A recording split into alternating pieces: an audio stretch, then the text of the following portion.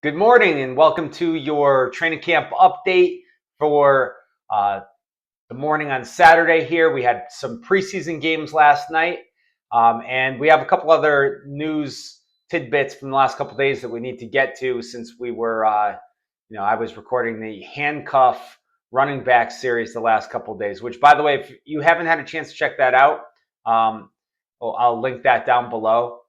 You should check that out. It'll be helpful for you in your drafts. All right, so last night we had the Titans playing against the Falcons. The Falcons, the last couple years, since the new coaching staff took over, they don't play anybody in the preseason. There really wasn't anything at all that was fantasy relevant for the Falcons last night. For the Titans, the only thing you could really take here is Elly Ayamor, okay, the rookie out of Stanford. He's had a good camp. He's playing with the starters. It looks like he's going to start when the season begins.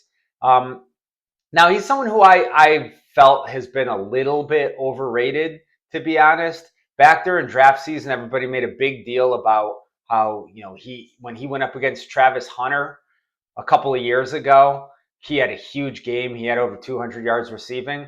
But the part of that I think was overlooked was Travis Hunter had 11 catches for, I think, 144 yards and a couple touchdowns receiving in that game.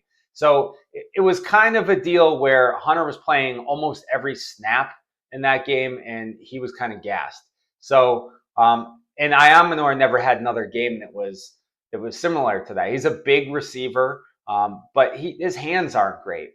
But he's off to a good start so far, and it looks like he'll be one of the starters for the Titans when the season begins. Now, how should you play this in fantasy? Really, if you're talking about a lineup league, I'm probably not drafting him because Cam Ward's gonna be able to support one top 24 receiver in all likelihood, if he's able to do that. He's a rookie quarterback. And if that's the case, if he is going to support one, then my money's on Calvin Ridley. Okay, Calvin Ridley looks like the clear top option in that offense. So is there a chance that Ayamor can have some kind of breakout season? Yeah, sure. But I don't think it's likely. And if I'm wrong about him, he's going to be on waivers anyway. So if you want to use your last round pick, certainly if you are still drafting best ball and you have a 19th or 20th round pick, yeah, he's worth a shot there.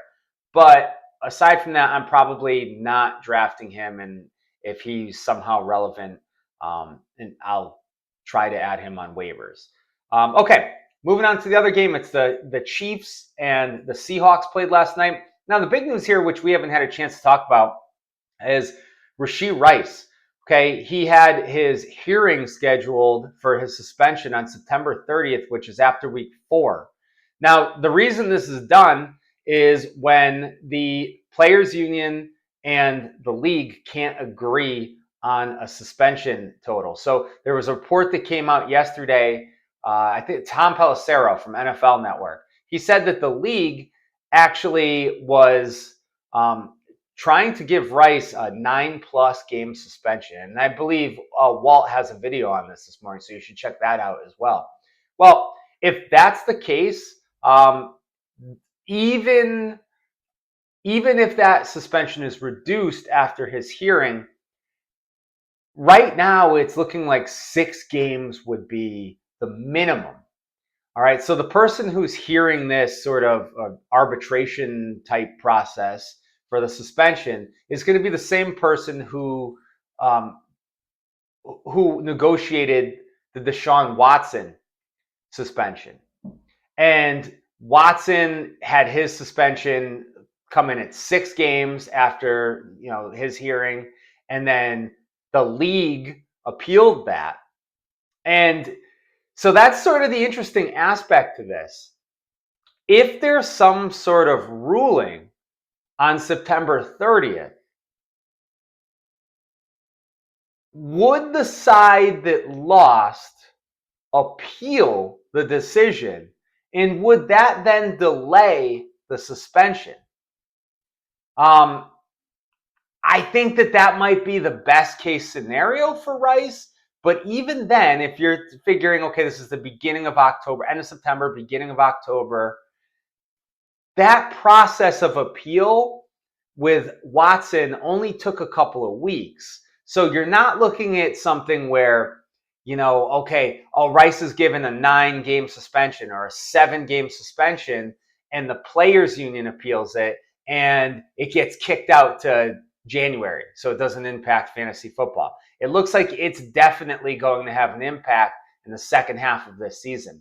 So really, at this point, we have to be saying Rashee Rice is going to have 6 games minimum. All right.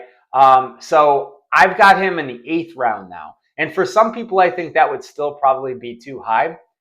Truthfully, I'm probably not drafting him in the 8th round. Okay, I'm probably taking Charbonnet over him. But I do think if you look at my chart here, there aren't a lot of other options here in the 8th round where you're looking at them and you're saying, oh, that's someone who needs to be in my lineup, where I can't take a shot on Rashee Rice. So although the 8th round might still sound kind of early for him, when he is in the lineup, he could provide back-end wide receiver 1 potential. So I'd still take him there. All right, other news with the Chiefs. There wasn't really much to take from this preseason game on their end. Elijah Mitchell, if you watched my handcuff video, you said that, or you heard that I said that I think he could be the 3rd down back, and that could still be the case. Looks like he's in a direct competition with Brashard Smith. Really, and I mentioned this as well. That's Isaiah Pacheco's show. Okay, so the backups there are kind of uninspiring. Elijah Mitchell was the only one who was really interesting to me at all, just because of what he had previously done with the 49ers, but that's starting to feel like ancient history. All right, with the Seahawks, Torrey Horton, has had a good camp. A lot of us draft people thought he was going on day 2. He fell to day 3. But right now it looks like it's still Jackson Smith and Jigba and Cooper Kupp as the top 2 receivers there. And, I guess the only other takeaway there is George Holani. If he's available, if you have dynasty leagues and you can add him for a $0 bid on waivers. And I'm talking about leagues where you're rostering more than 20, 25 players. Okay, I would do that because this is the 2nd game in a row where he's shown some juice. So George Holani is starting to become a little bit interesting, and he would get interesting if if they somehow trade Ken Walker, or if Ken Walker gets injured again.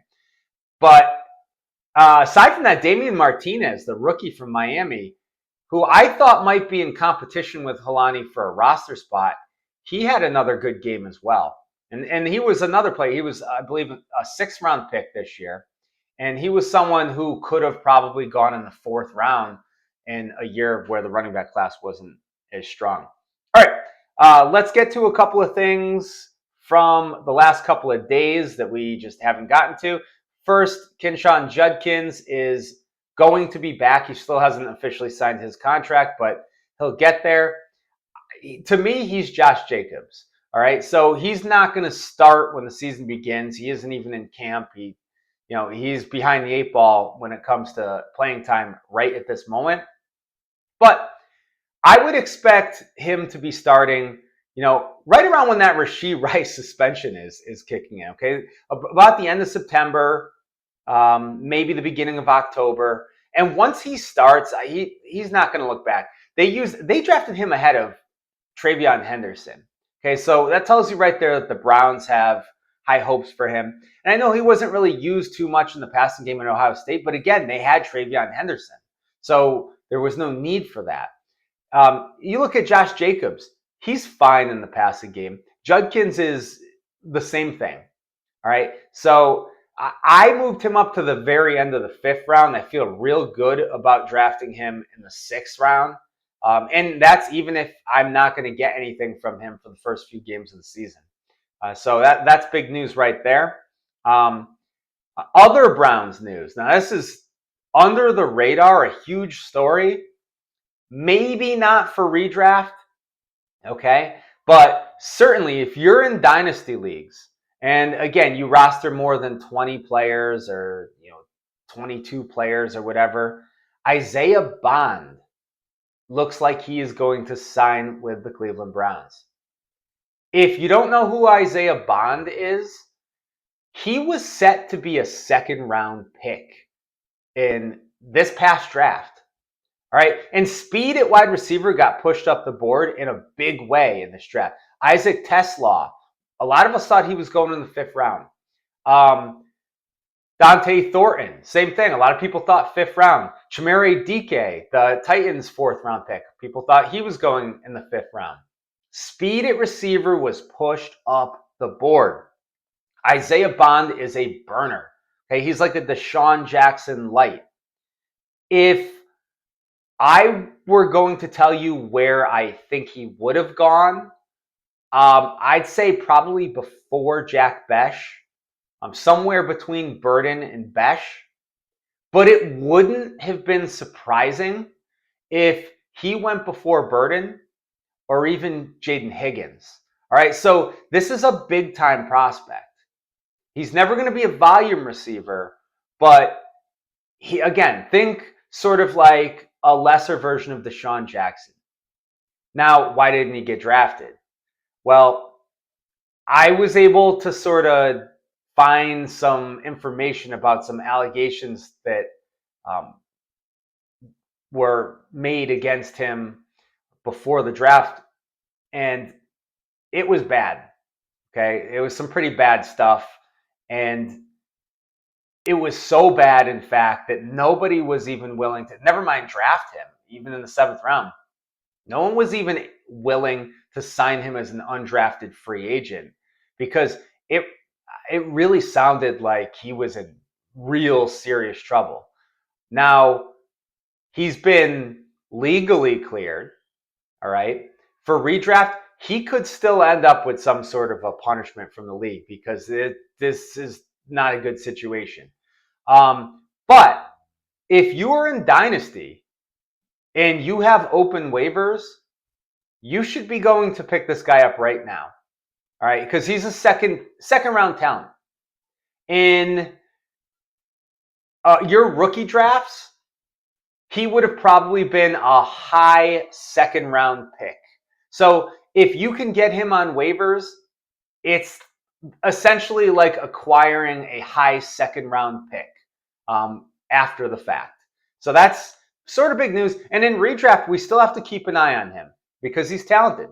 And later in the year, the second half of the year, it certainly wouldn't shock me if he became, a big waiver wire pickup because he's talented. And if you didn't follow the draft or you're not a big college football fan, didn't watch the University of Texas, you might not know who he is. All right, last tidbit. Josh Downs has a hamstring injury. We don't like hamstring injuries. They linger.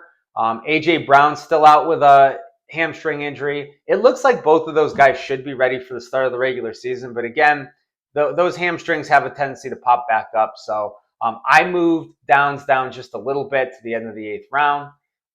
A.J. Brown, again, I'm kind of looking at him toward the end of that cluster of wide receivers and the late 1st and early 2nd round.